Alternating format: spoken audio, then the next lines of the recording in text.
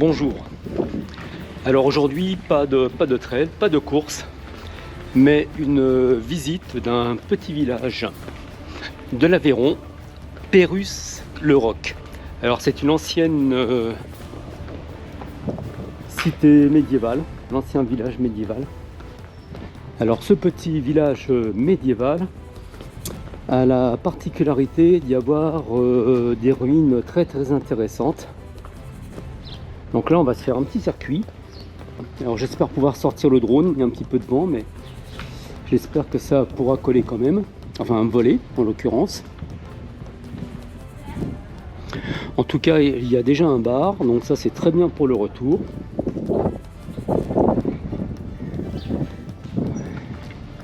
Alors ça doit être une ancienne porte, vous voyez, de l'époque médiévale.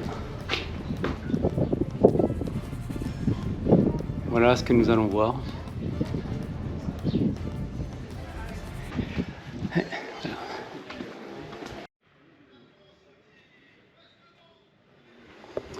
Alors premier édifice que nous pouvons visiter.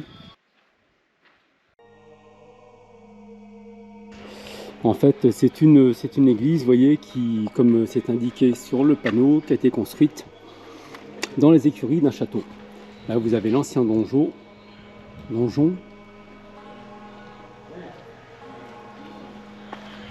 Alors on va aller voir un petit peu ce que ça donne à l'intérieur.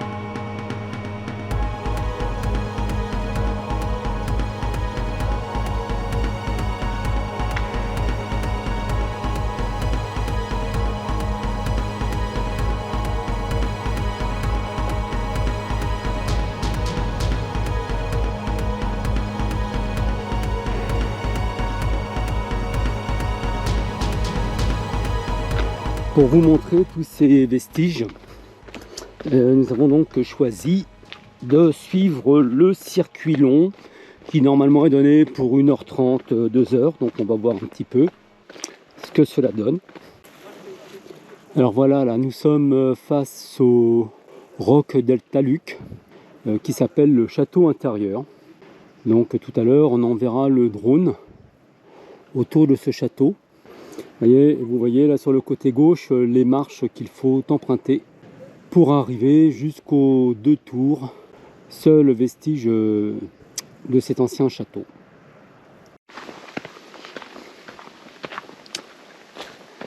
C'est un petit chemin où l'on pourrait venir courir ici. Bon, ce qui est bien, c'est qu'on est à l'ombre. Là pour l'instant on descend. Donc comme d'habitude, il va falloir remonter tout ça au retour. Alors nous attendons un petit cours d'eau, parce qu'il y avait auparavant un moulin. Vous avez là, voilà, derrière les feuillages, la maison du meunier qui date du 15e siècle. Et l'on se dirige là maintenant vers un petit pont roman qui date donc du 11e, 12e siècle. Et en fait qui permettait de rejoindre la ville haute au Moyen-Âge. Voilà, nous sommes au pied de la maison du meunier. Vous voyez, en haut vous avez une fenêtre à meneaux.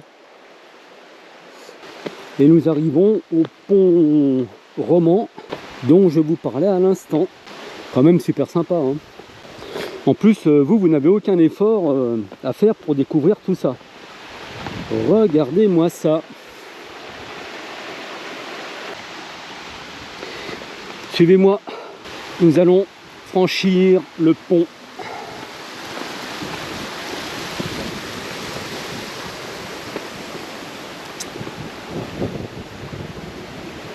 C'est très beau aussi de l'autre côté.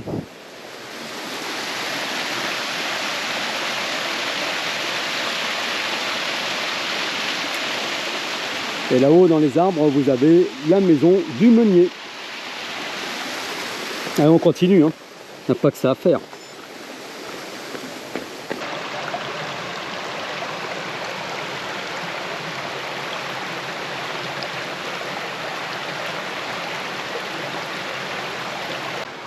Alors maintenant on a une bonne marche à faire. Vous voyez la sœur, d'ailleurs on remonte un peu, mais je pense qu'on va redescendre.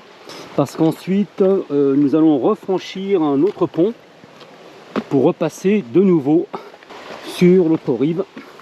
Mais bon, on a un petit bout de chemin à faire quand même là.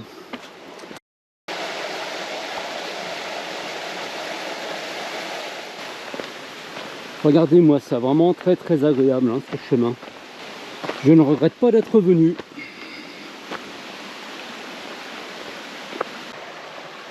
Regardez ce lieu. On pourrait se croire n'importe où dans le monde. Vraiment magique.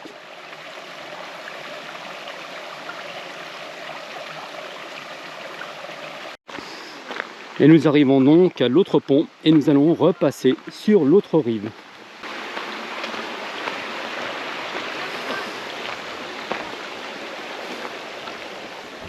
Bien sûr le ruisseau, enfin la petite rivière continue de l'autre côté. Ça donne envie de se baigner quand même. Hein. Le pont franchi, nous arrivons à cette bâtisse dite Hôpital des Anglais. Vous voyez, les murs extérieurs sont quand même très très bien conservés. C'était un hôpital hospitalier.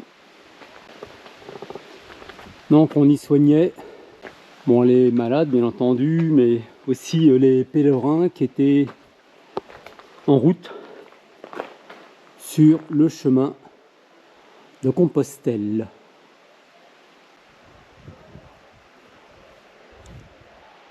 Alors, vous pouvez admirer au passage la cheminée. Et par rapport aux fenêtres et cette cheminée, ça permet de repérer aussi les différents étages qui existaient auparavant.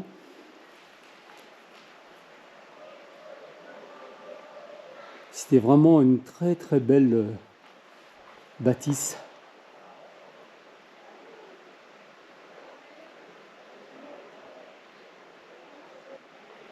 Alors malgré tout, bien que ce soit un ancien hôpital, et qui a brûlé d'ailleurs, hein, qui a brûlé vers 1690, donc qui dit hôpital dit souffrance, hein, forcément. Et malgré tout, je ne ressens pas de mémoire particulière. J'entends mémoire de polarité négative. Le lieu me semble assez équilibré. Il y avait aussi une léproserie pas très très loin d'ici. Ce qui veut dire aussi que donc les lépreux n'étaient pas traités, n'étaient pas soignés dans cet endroit spécifique. Et c'est ce qui explique très certainement aussi l'absence de mémoire lourde. Remonter donc pour rejoindre la synagogue. Et au passage, vous voyez, nous longeons l'hôpital des Anglais. Petit chemin tout autant ombragé, comme d'habitude, toujours agréable. Alors on va aller à l'intérieur, on va voir un petit peu ce qui s'y passe, mais vous voyez, ça fait comme une tour qui était, qui faisait partie en fait des défenses, hein, qui est liée au mur. Et nous sommes au pied des deux tours que nous avons vues tout à l'heure.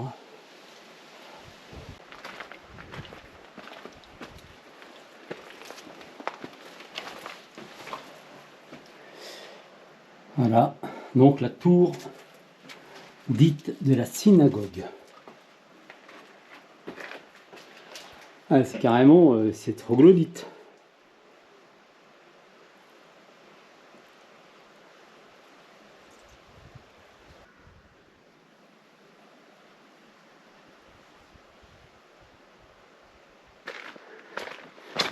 Donc là, nous longeons les murailles. Et nous arrivons aux ruines de l'église de Notre-Dame de Laval. Alors cette église fut fondée par l'abbaye de Figeac au XIe siècle. Donc à la fin du XIIIe siècle, vous avez Alphonse de Poitiers, qui est le dernier comte de Toulouse, qui, pour expier un petit peu l'hérésie cathare, entre guillemets, a voulu en fait favoriser 3 lieux particuliers, dont Pérusse, Et ce qui fait que, vous voyez, cette église s'est retrouvée avec 12 chapelles. Donc là, on est passé devant 6, hein, puis vous avez les 6 autres de l'autre côté. Enfin, les 6 autres étaient de l'autre côté, puisque l'église a été détruite. Alors on ne sait pas trop, on va dire, les raisons de cette destruction, si c'est pendant les guerres de religion, ou tout simplement suite à l'ordonnance de Richelieu de la destruction de certains sites. Et à partir de 1680, eh bien, elle était livrée aux démolisseurs. Comme beaucoup de nos lieux anciens, elle a servi de carrière de pierre, malheureusement.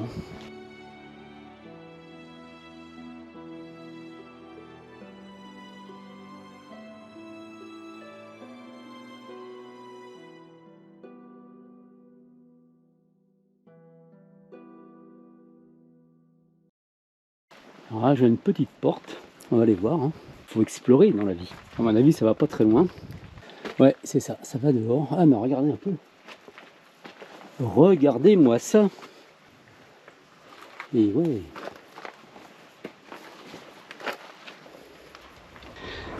Allez, prochaine étape, le tombeau du roi, qui bien entendu n'a rien à voir avec le roi. Hormis peut-être un potentiel hommage. Mais sinon, c'est évident que ce n'est pas un roi qui a été mis dans ce tombeau. En fait, on ne sait pas du tout à qui appartenait ce sarcophage. Et voilà, ce fameux tombeau. Donc on ne peut pas l'approcher parce qu'il est protégé par un grillage. Et la fosse qui est juste devant, c'est là où le sarcophage était. Et en fait, elle est profonde de 6 mètres. Voilà, vous en savez autant que moi. Allez, on continue. Là, on va vers le beffroi maintenant. Donc nous arrivons au beffroi, dit le clocher vieux. Il fait plus de 20 mètres de haut et date du XIVe siècle. Donc il servait aussi de clocher pour l'église Notre-Dame de la Balle, hein, que nous avons vu tout à l'heure. Et donc le beffroi donnait aussi sur le cimetière qui est aujourd'hui disparu. Et donc apparemment là, il y a une ruelle qui passait, qui passait là et qui passait au milieu du cimetière.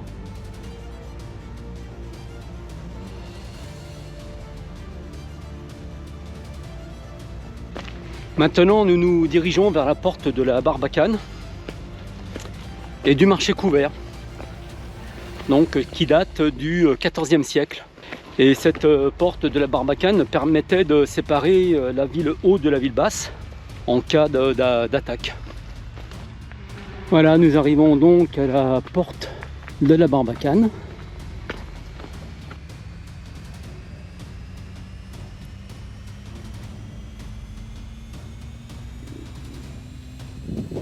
Et donc tout de suite après la porte de la Barbacane, vous avez les vestiges du marché couvert. Et là, vous voyez, vous avez une exposition actuellement.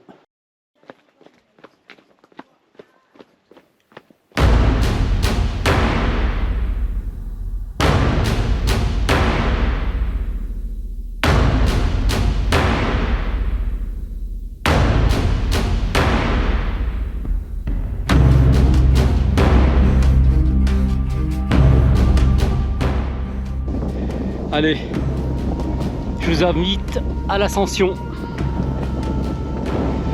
du château intérieur.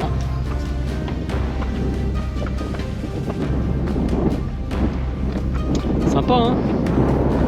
Il y a un petit peu de vent, le vent s'est levé.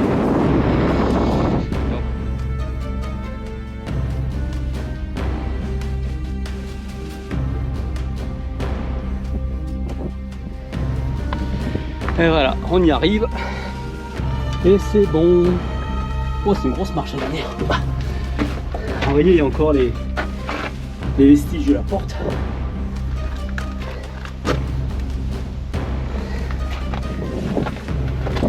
Et voilà. Alors vraiment, vous voyez le panorama vaut le détour. Et là en bas vous avez l'église de Notre-Dame de la Balle.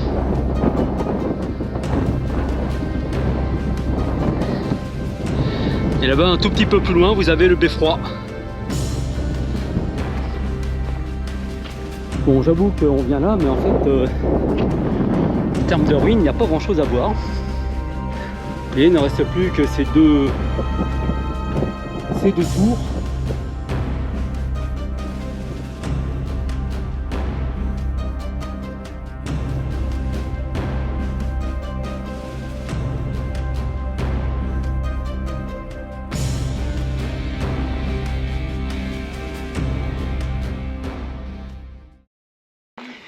Et bien voilà, le périple est terminé. Regravissons les derniers mètres. J'espère que le bar est encore ouvert. Prendre une petite bière et pourquoi pas un esquimau. Allez, je vous invite à la petite bière.